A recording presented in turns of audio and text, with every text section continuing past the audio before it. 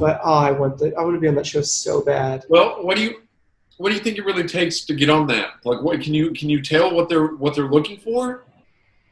I mean, they're looking for archetypes. They're looking for somebody. They're I looking wonder for if Chad's breakdown a few weeks ago, if that had been recorded and sent in, would have been accepted? maybe. Because it was, if the behind the scenes epic meltdown, are they looking for that? You never really know.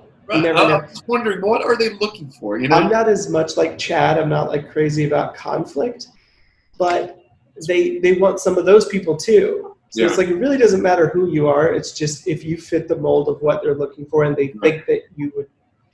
I don't know. I've tried so many times, but I think I might try this time. You should do it. I mean, might as well. You probably get in. If you did, can I have one of your tickets to go see you?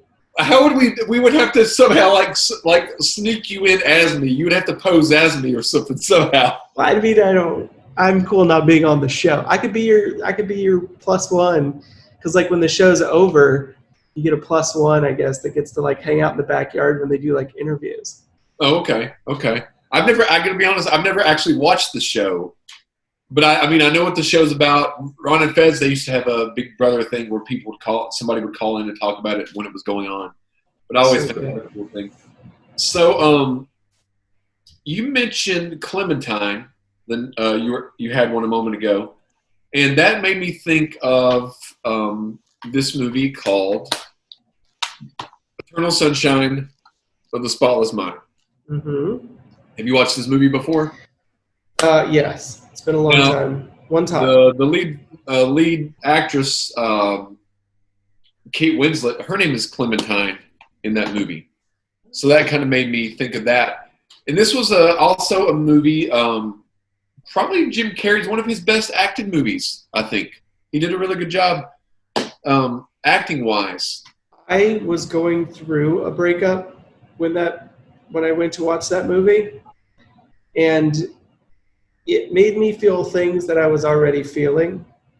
So that's why I was like, I don't really need this movie because I already know what this feels like. I could empathize too much with the main character. Yeah. That I was just kind of like, I'm good. I'll take the real life. I wish I could go with the TV or the movie version rather than the real life version. Yeah, it's a tough movie to watch though. Like it's so like realistic. And I mean, other than like the setup of trying to erase the memory, the emotional aspect of it's realistic. And something else is kind of funny. Sometimes there's cheesy songs, you were talking about the breakup, cheesy songs that lyrics that you've heard 1,000 times, but when you're actually in the breakup, in the midst of the breakup, it hits you differently when it's actually happening to you. There was a Bryan Adams song that I was like, oh, this is a decent song. And then I went through a breakup and all of a sudden it became real. And now I'd like that Bryan Adams song always brings back, like, it doesn't bring back the memories, but it brings back like the feelings of going through a breakup. Even to this day? Mm-hmm. Like I couldn't even tell you who was breaking up with me. Yeah. But I can tell you what the feeling was. Right. Whenever I listen to Bryan Adams song. Well, there was like an Avril Lavigne song called "When You're Gone." A few days ago, Chad had told me that he had listened to that song. Is he back around again? Well, he's texting me. You know, that's why my phone has been dead a lot because of Chad draining my battery. But yeah, that song was played quite a few times, and he said, you know, he had broke down a few times and cried about that. And then another song, there's a song called like "Already Gone" by Kelly Clarkson, but there's another group that sings it. And I actually was listening to the lyrics of it, and it fit a situation perfectly. That Chad said tears it was like a waterfall. Oh boy! And, so that was kind of interesting, but it is so funny that you can hear these like pop songs and love songs, and they don't really, you hear the words, but unless you're actually going through what it says, you're like, that cuts you differently than just listening as a casual, listener. Mm-hmm. Exactly. If times are great, they don't really bother you that much. One thing I've noticed that's kind of odd, and I guess a lot of people, and I've read about this as well, is it seems like during breakups, like obviously, like people can have friendships. We have a great friendship. Most of it's over Zoom, but a lot of it's like the loneliness of feeling of the time that you had.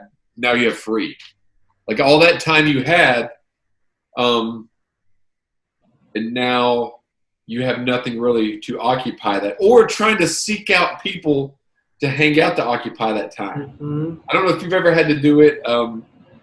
Yeah, I mean, scrolling through, oh, this person, like you see all these people that are on, and then you're like, well, who would I might want to hang out with? So you throw that down, and then you message them, but then nobody messages you back. Oh, snap. You know what I mean? Oh, that's the worst. It's the worst. That's what happened to me one time. And like all of my friends were like, oh, which they were mad at me for other reasons. Yeah. But so they were like, nope, not going to hang out with you. And then you have all this free time and all you do is sit around and think. Yeah. And then and feel. Like you can't really do much else. No. I mean, like, it's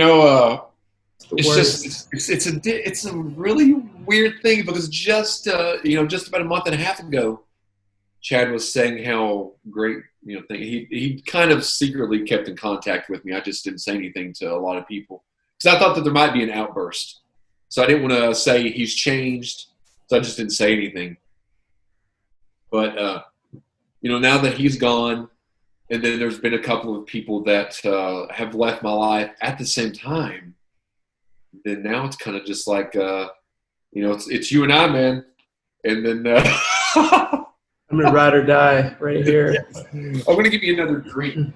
Yeah, no, that's the absolute worst because all you have is time to sit around and think about all the things that you don't have anymore or that went wrong. Yeah. And it just eats at your soul. Well, the interesting, and I do want to extend this out to the audience. How long can you go today? To 5? Yeah, that'll work. Okay. Yeah. So I was going to extend this out.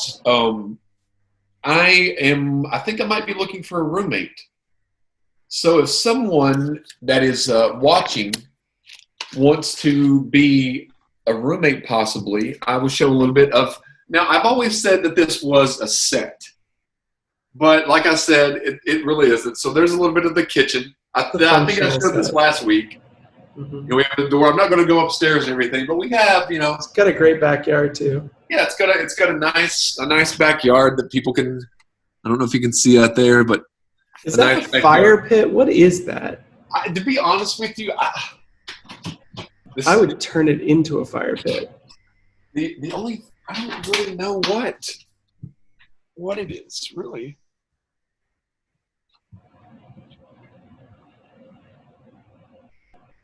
So, like a burial ground? Yeah, I guess that's why I've had so much bad luck here. Yeah, the spirits are haunting your place because you're trying to have a fire pit where they have a burial ground. So we have, it's a two-story place.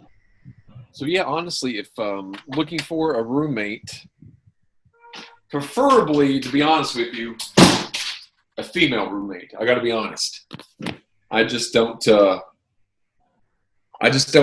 if I can handle, another guy. Now, if Jake was single and you were my friend, I know that if you roomed here, we'd actually get a lot of stuff done. We'd probably still kill each other, but we'd get work done. Yeah, because I mean, I don't know. Do creative people, like, I don't know what to look for in another roommate.